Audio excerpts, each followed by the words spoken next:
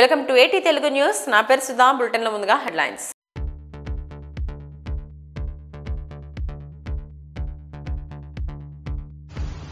జగన్మోహన్ రెడ్డి పాలనలో గిరిజనులకు మంచి పాలన అందించడంలో పూర్తిగా అన్యాయం చేసింది తెలుగుదేశం పార్టీ పొలిటికల్ బ్యూరో సభ్యురాలు గుమ్మడి సంధ్యారాణి.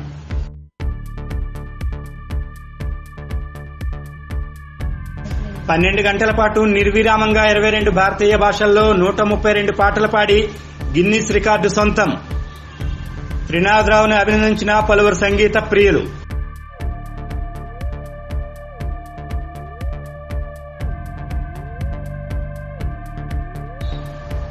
డాక్టర్ కె లక్ష్మణ్ ని మర్యాదపూర్వకంగా కలిసిన యువకాపునాడు రాష్ట్ర అధ్యక్షులు గంధం కరుణాకర్ నాయుడు మరియు రాష్ట్ర కార్యదర్శి బీజేపీ నాయకుడు కరణంరెడ్డి నరసింగరావు. సాదరంగా స్వాగతం పలికిన కె లక్ష్మణ్.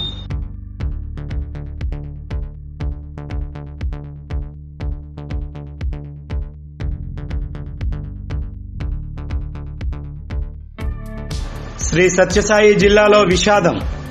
హైటెన్షన్ విద్యుత్ వైర్ తెగిపడడంతో 5 మహిళలు సజీవ దహనం.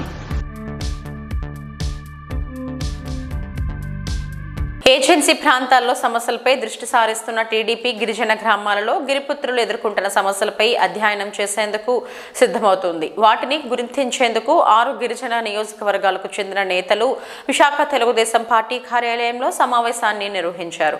ఈ సందర్భంగా తెలుగుదేశం పార్టీ పొలిటికల్ బ్యూరో సభ్యురాలు గుమ్మడి సంధ్య మాట్లాడుతూ జగన్మోహన్ రెడ్డి పాలనలో గిరిజనులకు మంచి పాలన అందించడంలో పూర్తిగా అన్యాయం చేసిందని ఆరోపించారు.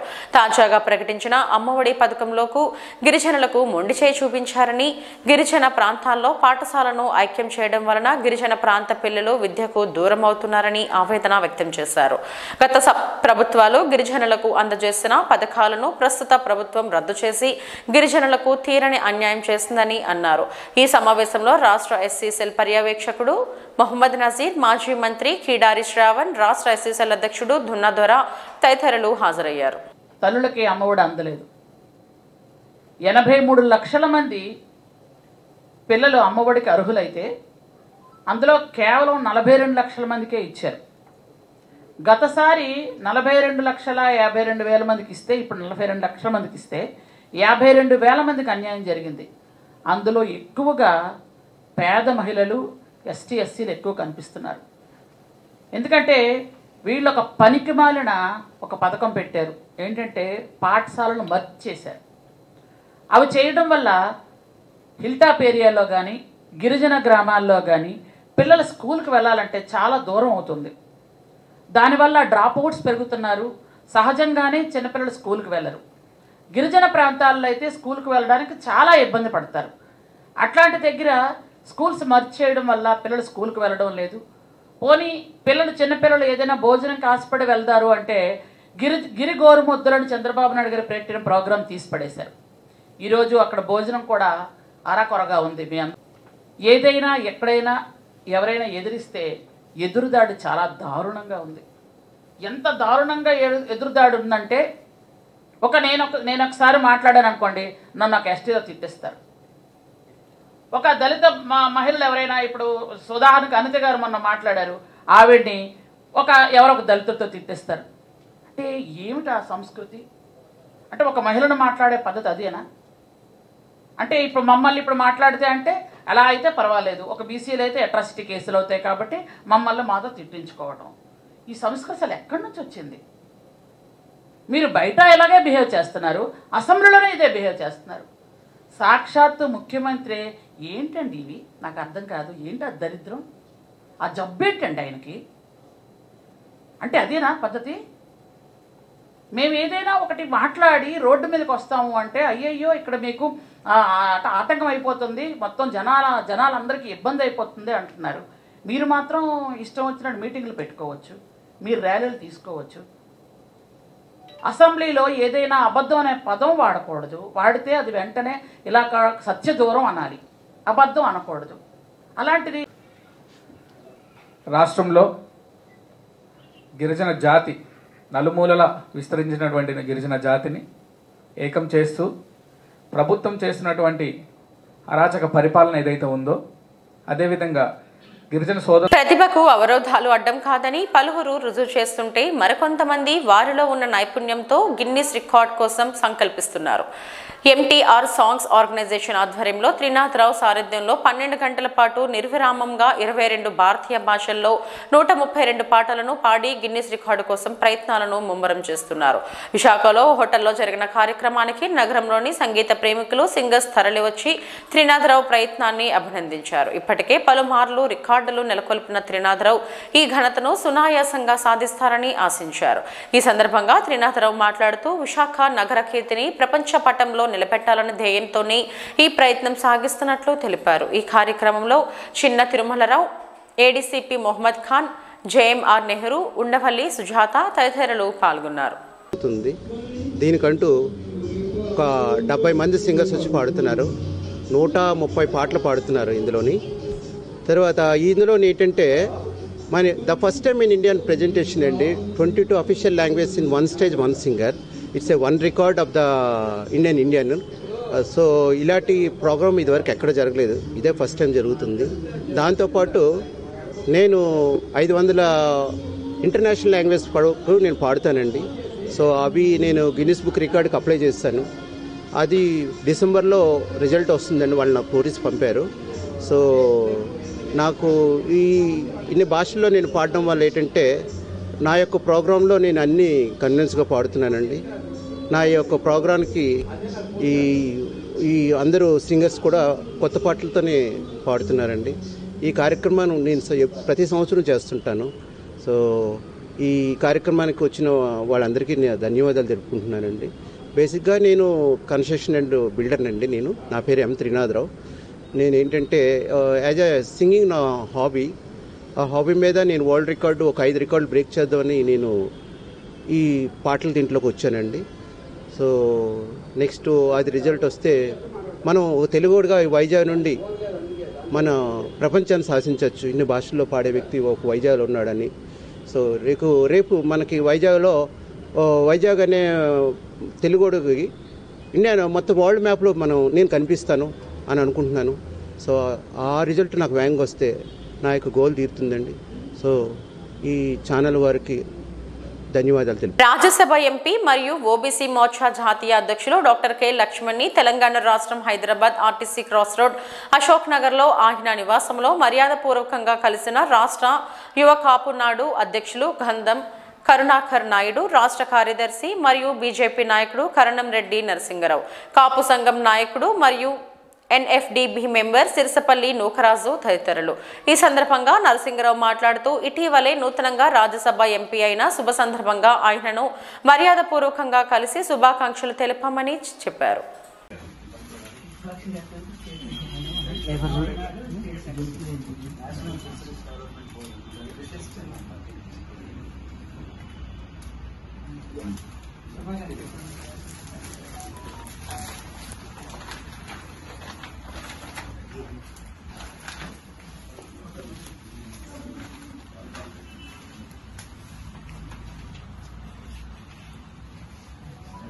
కూలీలతో వెళ్తున్న ఆటోపై హైటెన్షన్ విద్యుత్ వైర్ తెగిపడడంతో 5 మహిళలు సజీవ దహనమయ్యారు. ఆంధ్రప్రదేశ్లోని శ్రీ సత్యసాయి జిల్లాలో జరిగింది విషాద ఘటన. తాడిమర్రి మండలం గుండంపల్లికి చెందిన 6 మహిళా కూలీలు పొలం పనుల కోసం చిలకొండయ్యపల్లికి ట్రాలీలో ఆటోలో బయలుదేరారు. కొంత దూరం వెళ్లాక వారి ఆటోపై హైటెన్షన్ విద్యుత్ వైరు తెగిపడింది. దీంతో ఒక్కసారిగా మంటలు చెలరేగాయి. ఈ అకస్మాత్తుక ఘటన నుంచి తప్పించుకునే మార్గమే లేకుండా పోయింది. 6లో 5 సజీవ దహనం కాగా లక్ష్మి అనే మహిళ మాత్రం తీవ్ర గాయాలతో బయటపడింది. ధర్మవరం ఆసుపత్రిలో చికిత్స పొందుతున్న ఆమె పరిస్థితి కూడా విషమంగా ఉన్నట్లు తెలుస్తుంది. కేసు నమోదు చేసుకున్న పోలీసులు దర్యాప్తు చేస్తున్నారు. కాగా ఈ ఘోర ప్రమాదంపై ఏపీ సీఎం జగన్ దిగ్భ్రాంతి వ్యక్తం చేశారు. ప్రస్తుతం ప్యారిస్ లో ఉన్న ఆయన ఈ ఘటనకు సంబంధించి వివరాలను తన కార్యాలయ అధికారులను అడిగి తెలుసుకున్నారు. మహిళా కూలీలు దుర్మరణం పాలవడం పట్ల తీవ్ర విచారం వ్యక్తం చేశారు. ప్రభుత్వం తరపున మృతుల కుటుంబాలకు 10 లక్షల చొప్పున పరిహారం అందించాలని అధికారులకు ఆదేశించారు. గాయపడిన మరో మహిళకు మెరుగైన వైద్యం అందించేలా చర్యలు తీసుకోవాలని సూచించారు.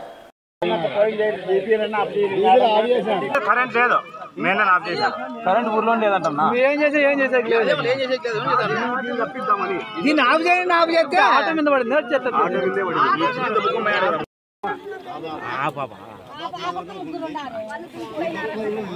ఈ పక్క ఉండారు స్మారకులు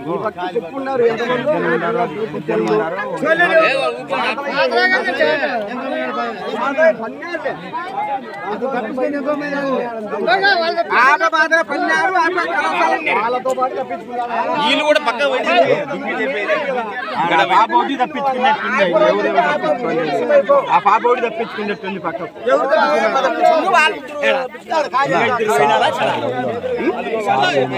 చెప్పున్నా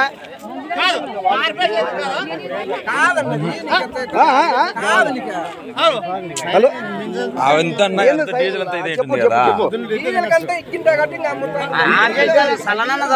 రండి త్వరగా రండి అంబులెన్స్ ఏమన్నా ఏమన్నా వస్తే మీరేమో. విశాఖ సిరిపురం ఎస్బీఐ అడ్మినిస్ట్రేషన్ కార్యాలయాన్ని బీజేపీ ఎంపీ జీవీఎల్ సందర్శించారు. కేంద్ర ప్రభుత్వం అమలు చేస్తున్న పథకాలు అమలుపై బ్యాంక్ అధికారులతో చర్చించారు. చిరు వ్యాపారులకు ముద్రా లోన్స్ ఇవ్వడం జరుగుతుందని చెప్పారు. మత్స్యకారులకు బ్యాంకింగ్ సేవలు అందేలా చర్యలు తీసుకుంటున్నారని, మహిళా సాధికారత కోసం వారికి ప్రత్యేక రుణాలు ఇస్తున్నామని చెప్పారు. ప్రజలకు కేంద్రం అనేక విధాలుగా రుణాలు ఇస్తుందని, వీటిని వినియోగించుకోవాలని ఎంపీ జీవీఎల్ కోరారు. సార్ మీరు అలాగన్నారు కాబట్టి ఏబీజీబీ మన కలెక్టర్ గారి మీటింగ్ లో అబ్బర్ రోడ్ బ్రాంచ్ లో వాళ్ళు మోర్ దాన్ 1 crore రూపీస్ ఈ స్పెషల్ ఉమెన్ లోన్స్ ఇచ్చేస్తారు. వైసీపీ కార్యకర్తలకు ఇస్తే ఏమొస్తాయి డబ్బులు మరి ఇచ్చేస్తారు. రీపేమెంట్ లేదు sir, కట్టట్లేదు.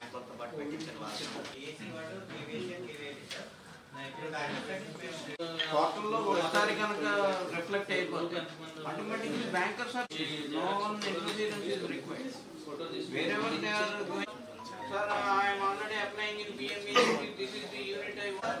Portal sanction chesina sir JD registration sir లేదు సార్, fishery sector ఓకేనా. అందరికీ నమస్కారం. ఈరోజు విశాఖపట్నంలోని స్టేట్ బ్యాంక్ ఆఫ్ ఇండియా ఆఫీసులో, బహుశా ఇది రీజనల్ ఆఫీస్ అనొచ్చు, ఇక్కడ 3 జిల్లాల విశాఖపట్నం, ఉత్తరాంధ్ర 3 జిల్లాల, గతంలో ఉన్నటువంటి 3 జిల్లాల మొత్తం విస్తీర్ణంలో బ్యాంకింగ్ వ్యవస్థలన్నింటినీ పర్యవేక్షిస్తున్నటువంటి ఆఫీస్లో ఈ 2 జిల్లాలకు, విశాఖపట్నం, విజయనగరం జిల్లాలకి లీడ్ బ్యాంక్గా కూడా పనిచేస్తున్నటువంటి స్టేట్ బ్యాంక్ కనుక ఎస్బీఐ ఆఫీసులో ఈ రోజున వారి జనరల్ మేనేజర్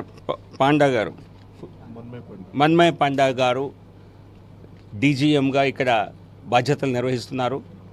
అలాగే యూనియన్ బ్యాంక్ ఆఫ్ ఇండియా జీఎంగా ప్రసాద్ గారు, ఇతర బహుశా 10 ఇతర ప్రభుత్వ రంగ సంస్థల బ్యాంకులు అందరూ కూడా వారందరి సమక్షంలో కేంద్ర ప్రభుత్వం ద్వారా ప్రధానమంత్రి నరేంద్ర మోదీ గారు ప్రవేశపెట్టిన అనేక ఏదైతే బ్యాంకింగ్ వ్యవస్థ ద్వారా అమలయ్యేటువంటి కేంద్ర ప్రభుత్వ పథకాల గురించి వివరాలు తెలుసుకోవటానికి, వాటిని ఇంకా ఈ ప్రాంత ప్రజలందరికీ, విశాఖవాసులందరికీ అందించే విధంగా మరి ఎటువంటి చర్యలు తీసుకుంటే బాగుంటుందో చర్చించడానికి ఈ సమావేశంలో పాల్గొనడం జరిగింది.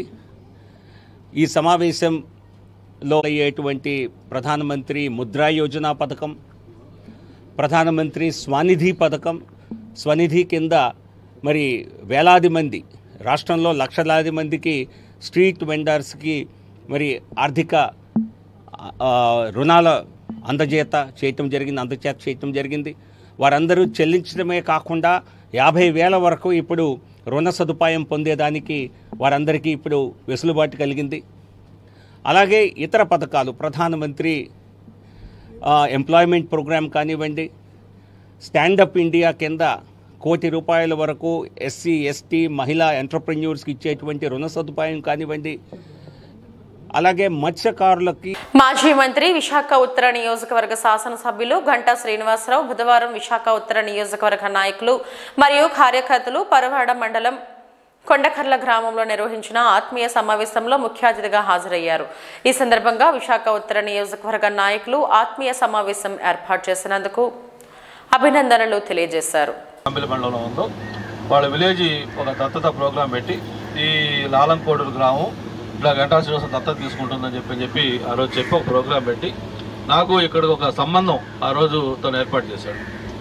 సరే అయిన తర్వాత మొత్తం 7 ఎమ్మెల్యే క్యాండిడేట్లు, అప్పుడు ఈయన మినిస్టర్గా ఉన్నారు సత్యనారాయణ గారు. ముందు ఆయన అడిగాం, తప్పకుండా మాకు కూడా మంచి క్యాండిడేట్ కావాలి, అది కూడా ఈ సామాజిక వర్గం నుంచి కావాలి, కాస్త ఫైనాన్షియల్ కూడా గట్టిగా ఉండేవాళ్ళు కావాలి అని చెప్పని అన్న ముందు గ్రీన్ సిగ్నల్ ఇవ్వటం. ఆ తర్వాత మిగతా అందరితో కూడా మాట్లాడుకొని ఆ రోజు ఎంపీగా పోటీ చేయడం జరిగింది. మరి అందరి ఆశీస్సులతోటి ఆ రోజు గుడివాడ గురునాథరావు మీద మొట్టమొదటిసారిగా భారీ మెజార్టీతో గెలిస్తే ఆ గెలుపులో అంటే ఎందుకు చెప్తున్నానంటే అప్పుడు మొత్తం నాకు 63,000 66,000 మెజార్టీ వచ్చింది. వస్తే అందులో 3వ వంతు అన్న ఒక్కడే ఇచ్చాడు. 29,000 అన్న ఒక్క కాన్స్టిట్యూన్సీ మెజార్టీ వచ్చింది. అంటే అంత చక్కగా ఆ రోజు పరవాడ పెందుతు కదా కాన్స్టిట్యూన్సీ కూడా, పరవాడ నుంచి 29,000 మెజార్టీ ఒక్క పరవాడ నుంచి వచ్చింది. ఆ రోజు ఎంపీగా గెలవడంలో మరి ప్రధాన పాత్ర ఆయన పోషించారు. అక్కడి నుంచి ఇక మరి ఇందాక భాస్కర్ చెప్పినట్టుగా రాజకీయాల్లోకి వచ్చాం. కొత్తగా ఏదో చేయాలనే తపన, అందరితో కలవాలి, అవసరమైతే మన సొంత నిధులు ఖర్చు పెట్టాలని చెప్పి రకరకాల ప్రోగ్రాం చేసుకుంటూ ప్రజల్లోకి వెళ్ళటం. ఆ రోజు చేసుకున్న ఫౌండేషన్ ఏదైతే ఎంపీగా నేను 5 ఏళ్ళు తిరగని గ్రామం లేదు. ఎందుకంటే ఎమ్మెల్యే కంటే ఒక 100 గ్రామాలు 150 గ్రామాలు ఉంటాయి. అటువంటిది 1,200 గ్రామాలు, మొత్తం అన్ని గ్రామాలు కూడా తిరగటం.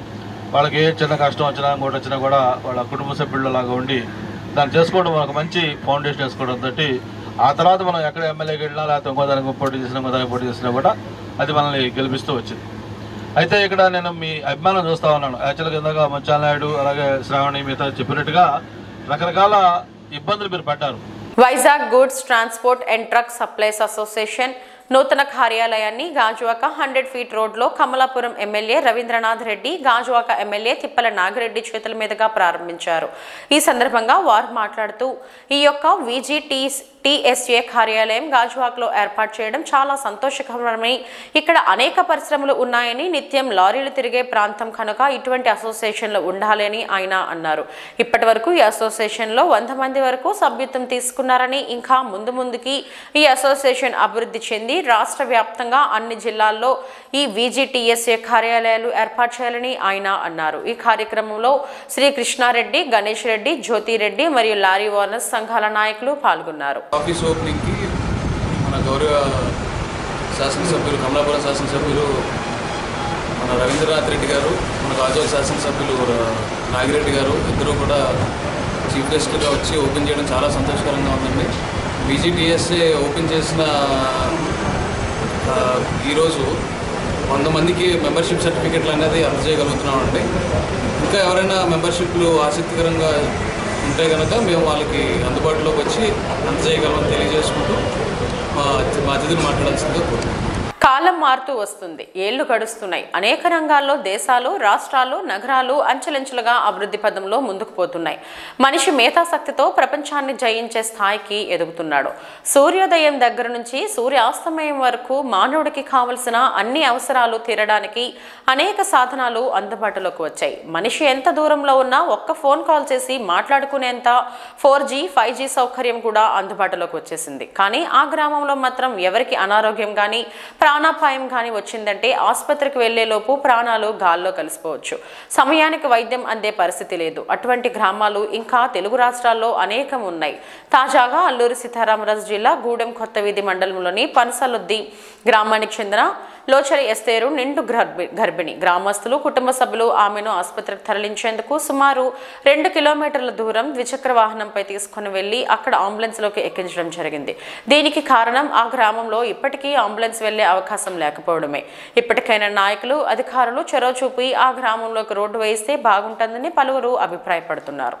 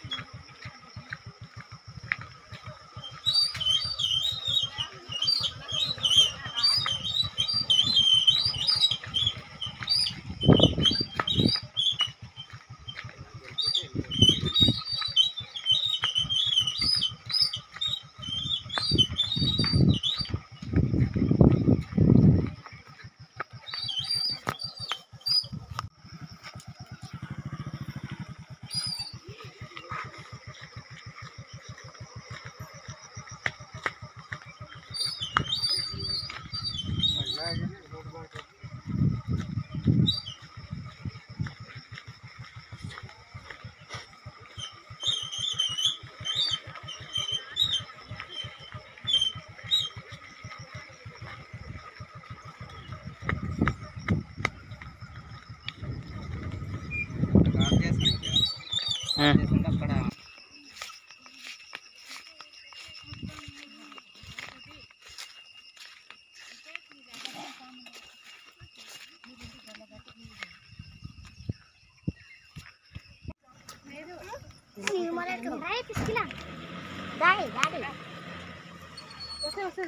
ఒకసారి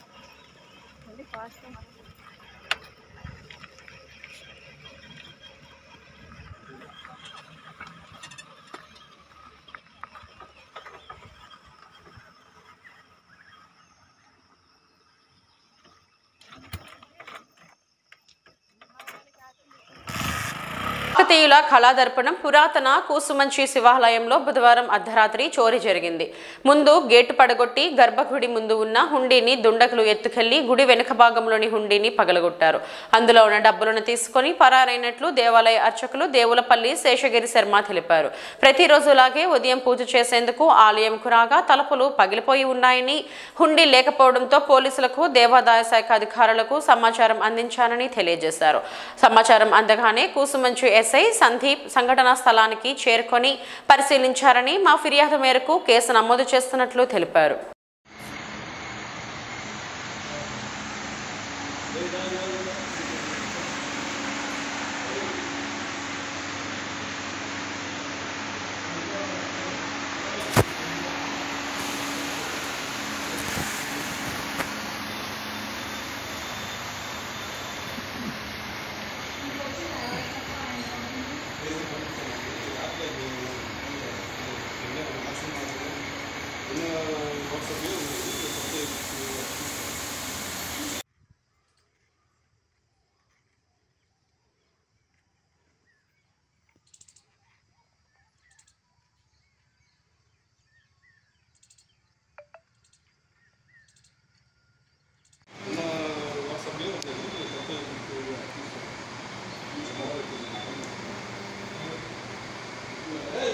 లోపల పోయింది లోపల ఎక్కడ ఓహో ఇక్కడ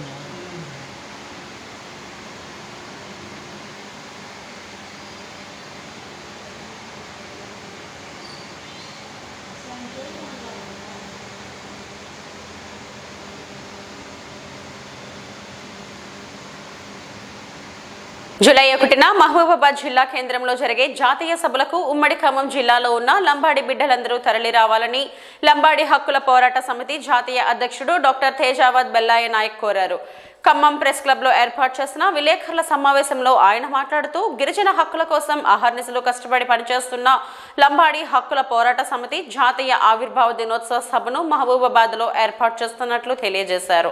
సంఘాన్ని ఏర్పాటు చేసి 25 ఏళ్లు పూర్తి చేసుకుంటున్న సందర్భంగా అద్భుతంగా ఈ సభను నిర్వహిస్తున్నట్లు ఆయన తెలిపారు. 25 ఏళ్ల కాలంలో సంఘం అనేక డిమాండ్లను సాధించుకుందని అన్నారు. మన తండాలో మన పరిపాలన అంటూ సాధించిన ఉద్యమం అద్భుతం విజయం సాధించిందని అన్నారు. మన హక్కుల సాధన కోసం మన జాతి సంస్కృతిని కాపాడుకోవడం కోసం మన తండాలో మన రాజ్యం సాధించుకొని రాజ్యాంగం వైపు ప్రయాణించాలని కోరారు. ఈ కార్యక్రమంలో ఏపీ రాష్ట్ర అధ్యక్షుడు ఆర్ కైలాష్ నాయక్, తెలంగాణ రాష్ట్ర అధ్యక్షులు Bhukya Kotya Naik, Banjara news TV chairman Motilal, రాష్ట్ర వర్కింగ్ ప్రెసిడెంట్ భిక్షపతి రాథోడ్, రాష్ట్ర ఉపాధ్యక్షులు బి రమేష్ నాయక్, రాష్ట్ర ప్రధాన కార్యదర్శి కె రవిచంద్ర చౌహాన్, ఖమ్మం జిల్లా అధ్యక్షుడు భానోతు మోతీలాల్ తదితరులు హాజరయ్యారు. పోరాట సమితి వ్యవస్థాపక అధ్యక్షుడిని. జూలై 1వ తారీఖు నాడు లంబాడి హక్కుల పోరాట సమితి ఆవిర్భావ దినోత్సవం ఉంది. 25 సంవత్సరాలు పూర్తి చేస్తున్నటువంటి సందర్భంలో సిల్వర్ జూబ్లీ సెలబ్రేషన్స్ను మైబాద్ జిల్లా తెలంగాణ రాష్ట్రంలో జరుపుతున్నాం. దీనికి దేశవ్యాప్తంగా చాలా రాష్ట్రాల ప్రతినిధులు హాజరవుతున్నారు. మా తండాలో మా రాజ్యం అనే నినాదంతో మొదలై తండాల్ని పంచాయతీలుగా సాధించుకోవడం కోసం పుట్టినటువంటి సంస్థ, జనాభా ప్రకారం వాటా సాధించుకోవడం కోసం పుట్టినటువంటి సంస్థ. సంవత్సరం కాలం పాటు సిల్వర్ జూబ్లీ సెలబ్రేషన్స్ రాజకీయ పార్టీలకు అతీతంగా అన్ని వర్గాల ప్రజల్ని అన్ని పార్టీల ప్రతినిధుల్ని కూడా దీంట్లో పిలుస్తూ ఉన్నాం. పెద్ద ఎత్తున ఉత్సవాలు నిర్వహిస్తున్నాం. 3000 మంది ప్రజాప్రతినిధులు ఇవాళ తెలంగాణలో ఎన్నుకోపోయినా ఆంధ్రప్రదేశ్లో దాదాపు ఒక 200 మంది ప్రజాప్రతినిధులు లంబాడి జాతి నుంచి వచ్చిన బికాజ్ ఆఫ్ లంబాడి హక్కుల పోరాట సమితి పోరాట ఫలితంగా వచ్చింది. కాబట్టి పెద్ద ఎత్తున దీనికి సహకరించాలని చెప్పి కోరుతా ఉన్నాం. 10% రిజర్వేషన్లు సాధించాలి, గిరిజన సమస్యల మీద చర్చించాలి, వాటిని భవిష్యత్ కార్యాచరణకు సంబంధించినటువంటి విషయాలు, అదేవిధంగా జిల్లా కమిటీలు, రాష్ట్రాల కమిటీలు, కేంద్ర కమిటీ, ఈ మొత్తం కమిటీల నియామకం 1వ తారీఖు నాడు సదస్సు అయినాక 2వ తారీఖు నాడు ప్రకటిస్తారు. పేసా చట్టం ఇంప్లిమెంటేషన్ లేనటువంటి పరిస్థితి ఉంది. గిరిజనులకు దక్కాల్సినటువంటి ఉద్యోగాలు గిరిజనులకు రానటువంటి పరిస్థితి ఉంది. కాబట్టి ఇవన్నీ సమస్యలు తీవ్ర పెద్ద ఎత్తున ఉన్నాయి. గతంలో ఉన్నటువంటి ప్రభుత్వాలు ఇచ్చినటువంటి భూములు, అసైన్ భూములు కూడా ఇవాళ గిరిజన చేతుల నుంచి ఈ ప్రభుత్వాలు లాక్కుంటున్నటువంటి స్థితి కొనసాగుతుంది. మన ఖమ్మం జిల్లాలో రైతులు డిమాండ్ మాకు కావాలనే, గిట్టుబాటు ధర కావాలన్నందుకు గిరిజన రైతుల్ని వేడివేసినటువంటి స్థితిని చూసాం. నిన్నగాక మొన్న ఈ మధ్య కాలంలో కొత్తగూడెం భద్రాద్రి జిల్లాలో పోడు భూములకు ఫారెస్ట్ రైట్ యాక్ట్ అనేది కేంద్ర ప్రభుత్వం పార్లమెంట్లో చేసినటువంటి చట్టం, దాన్ని అమలు చేసి ఇవాళ దున్నుకుంటున్నటువంటి భూములకు పట్టాలు ఇవ్వాలి. అది చేయాల్సినటువంటి ప్రభుత్వం అది చేయకుండా ఇవాళ అది ఫారెస్ట్ భూములు దున్నుకుంటున్నటువంటి వాళ్ళ మీద దాడులు చేసి కేసులు పెట్టి ఆడోళ్ళని కూడా చూడకుండా జైల్లో పంపిస్తున్నటువంటి పరిస్థితి తెలంగాణ రాష్ట్రంలో కొనసాగుతుంది. కాబట్టి అన్ని రకాల సమస్యల్ని పరిష్కరించుకోవడం కోసం ఎటువంటి ఉద్యమ పద్ధ అనుసరించాలి. రాజకీయ పార్టీలు అనుకున్న స్థాయిలో గిరిజన సమస్యల మీద స్పందించలేకపోతున్నాయి. వాళ్ళు పోరాటం చేసిన ప్రభుత్వం స్పందించలేకపోతున్నది. కాబట్టి మమ్మల్ని మేము రక్షించుకోవాలనేటటువంటి నిర్ణయానికి వచ్చి ఈ సిల్వర్ జూబ్లీ సెలబ్రేషన్స్ ప్రారంభ సభ మైబాద్లో పెడుతున్నాం. ఆ తర్వాత 3 సభలు ఉంటాయి. ఒకటి కళాకారులు, కవులు, సాంస్కృతిక పరిరక్షణ కోసం జాతీయ స్థాయి సదస్సును మేము పెట్టబోతున్నాం. అదేవిధంగా అంతర్జాతీయ స్థాయిలో ఇంటర్నేషనల్ 64 దేశాల్లో లంబాడీలు, బంజారాలు ఉన్నారు. 18 కోట్ల మంది భారతదేశంలో ఉన్నారు. దాదాపు 25 కోట్ల మంది ప్రపంచవ్యాప్తంగా. కడప జిల్లాలో భవన నిర్మాణ కార్మికులు ఎదుర్కొంటున్న కష్టాలను తీర్చేందుకు రాష్ట్ర ప్రభుత్వం ఆలోచించి నిర్ణయాలు చేయాలని భవన మరియు ఇతర నిర్మాణ కార్మికుల ఫెడరేషన్ సిఐటియు అనుబంధం కడప జిల్లా ప్రధాన కార్యదర్శి రామ్మోహన్, సిఐటియు జిల్లా కార్యదర్శి కాలువ నాగేంద్రబాబులు డిమాండ్ చేశారు. గురువారం నాడు బద్వేలు పట్టణంలోని సుందరయ్య భవన్లో ఏర్పాటు చేసిన విలేకరుల సమావేశంలో వారు మాట్లాడారు. రాష్ట్ర ప్రభుత్వం భవన నిర్మాణ కార్మికుల సంక్షేమం మీద శ్రద్ధ పెట్టకుండా తీవ్ర నిర్లక్ష్యం చేస్తుందని అన్నారు. ఈ విలేకరుల సమావేశంలో యూనియన్ నాయకులు నాయబ్ రసూల్, రాయప్ప, శ్రీనివాసులు, రమణ, ఖాదర్, హుస్సేన్, రామయ్య, రాజు, చిన్ని తదితరులు పాల్గొన్నారు. మీ బతకడం కోసం ఏ రకంగా విధులు నిర్వహిస్తున్నారు అదే పద్ధతిలోనే భవన నిర్మాణ కార్మికులు కూడా పని కోసం అడ్డాల దగ్గరికి వస్తున్నారు. ఈ విషయాన్ని మీరు గమనంలో ఉంచుకోవాలని చెప్పి నేను కోరుతా ఉన్నాను. కాబట్టి బద్వేలు పట్టణంలో ఉన్నటువంటి రెవెన్యూ పోలీస్ యంత్రాంగం తక్షణమే భవన నిర్మాణ కార్మికులకి సెంటర్లో ఒక అడ్డా ఏర్పాటు చేయాలి. అడ్డా ఏర్పాటు చేసిన ప్రాంతంలో అవసరమైనటువంటి మౌలిక సదుపాయాలు ఏర్పాటు చేయాలి. మంచినీటి సౌకర్యం, బాత్రూమ్ లాంటి సౌకర్యాలు ఏర్పాటు చేయాలి. ఇదేదో దీనికి అవసరమైనటువంటి నిధులు కార్మిక శాఖ దగ్గర ఉన్నాయి. కార్మిక శాఖ మీద ఒత్తిడి తీసుకొచ్చి ఎంఆర్ఓ గారు, కమిషనర్ గారు తక్షణమే ఈ సమస్యను పరిష్కారం చేయాలని చెప్పి మేము కోరుతున్నాం. అలాగే లేబర్ అధికారులు కూడా మేము చెప్పదలుచుకున్న ఒకటే, మీకు అనేక సార్లు గుర్తింపు కార్డుల కోసం ఇంటిపత్రాలు ఇచ్చాం. ఈ శ్రమ్ కార్డులు చేసుకోమని చెప్తున్నారు. ఈ శ్రమ్ కార్డులకి భవన నిర్మాణ కార్మికుల సంక్షేమ బోర్డు నుంచి వచ్చేటటువంటి కార్డులకి తీవ్రమైన వ్యత్యాసం ఉంది. అందుకోసం కార్మిక శాఖ అధికారులు ఈ బద్వేలు పట్టణంలో ఉన్నటువంటి అన్ని విభాగాలకు సంబంధించినటువంటి భవన నిర్మాణ కార్మికులందరికీ తక్షణమే సంక్షేమ బోర్డు గుర్తింపు కార్డులు అందజేసేలా అవసరమైనటువంటి చర్యలు తీసుకోవాలని చెప్పి మేము కోరుతాము. ఇప్పటికే చాలాసార్లు జిల్లా స్థాయి కార్మిక శాఖ అధికారులు కూడా విజ్ఞప్తి చేశాం. కార్మిక శాఖ కార్యాలయాన్ని ముద్రించాం. అయినా కూడా కార్మిక శాఖ అధికారుల నుంచి సరైన స్పందన కనిపించడం లేదు. అందుకోసం తక్షణమే కార్మిక శాఖ ఎవరైతే నమోదు చేస్తున్నారో, ఎవరైతే దరఖాస్తు చేసుకున్నారో భవన నిర్మాణ కార్మికులు ఉన్నారో వాళ్ళందరికీ వారం రోజుల లోపల గుర్తింపు కార్డులు అందజేయాలి. గుర్తింపు కార్డులు ఆ రకంగా అందజేయని పక్షంలో ఆ తర్వాత తక్షణమే బద్వేల్ లేబర్ ఆఫీస్ని ముట్టడి చేయాలని చెప్పి నిర్ణయించాం. కాబట్టి ఏఓ గారు తక్షణమే ఈ సమస్యను పరిష్కరించాలి. అలాగే రాష్ట్ర ప్రభుత్వం కూడా వివిధ రంగాలకు సంబంధించినటువంటి వాళ్ళందరికీ ఆర్థిక సాయం ప్రత్యక్షంగా అకౌంట్లో వేస్తుంది. మేము అడుగుతున్నాం, మీకు ఎందుకు భవన నిర్మాణ కార్మికుల పట్ల నిర్లక్ష్యం చేస్తున్నారని చెప్పి మేము అడుగుతున్నాం. కాబట్టి ముఖ్యమంత్రి గారు తక్షణమే జోక్యం చేసుకోవాలి. జోక్యం చేసుకుని భవన నిర్మాణ కార్మికుల సంక్షేమ బోర్డులో ఉన్నటువంటి నిధులని కార్మికులకే ఖర్చు చేయాలనేటువంటి నిబంధన ఉంది. దాన్ని తప్పకుండా అమలు చేయడానికి రాష్ట్ర ప్రభుత్వం ప్రత్యేక శ్రద్ధ పెట్టాలని చెప్పి మేము విజ్ఞప్తి చేస్తున్నాం. ఈ సమస్య పరిష్కారం చేయకపోతే రానున్న కాలంలో పెద్ద ఎత్తున పోరాటానికి సన్నద్ధమవుతున్నాం. ఈ పోరాటంలో భాగంగా అన్ని స్థాయిల్లో జిల్లా మహాసభలు, రాష్ట్ర మహాసభలు, డివిజన్ మహాసభలు, పట్టణ మహాసభలు జరపాలని చెప్పి భవన నిర్మాణ కార్మికుల ఫెడరేషన్ సిఐటి అనుబంధంగా నిర్ణయించాం. ఒకటి ఈ మహాసభల్లో రానున్న కాలంలో ప్రభుత్వం మీద చేయాల్సినటువంటి పోరాటాన్ని రూపొందించి పెద్ద ఎత్తున ఆందోళన చేయడానికి సన్నద్ధమవుతున్నాం. ఈ ఆందోళనలో కడప జిల్లాలో ఉన్నటువంటి భవన నిర్మాణ కార్మికులందరూ. ఈ వార్తలు ఇంతటితో సమాప్తం. తిరిగి మరో బులెటిన్లో తాజా సమాచారంతో కలుసుకుందాం. అంతవరకు సెలవు. నమస్కారం.